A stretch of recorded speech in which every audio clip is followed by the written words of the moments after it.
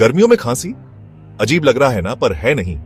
AC की ठंडी हवा, अचानक ठंडा पानी पीना, पसीने में पंखा लगना, इन सब से गला सूख जाता है।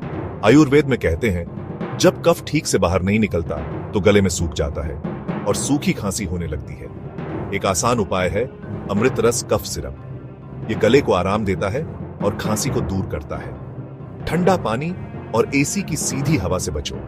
गुनगुने नमक के पानी से गरारे करो और दिन भर गुनगुना पानी पीते रहो। और भी टिप्स के लिए @amritayur फॉलो करो और हमारे प्रोडक्ट्स Amazon पे देखो, लिंक कमेंट्स में है।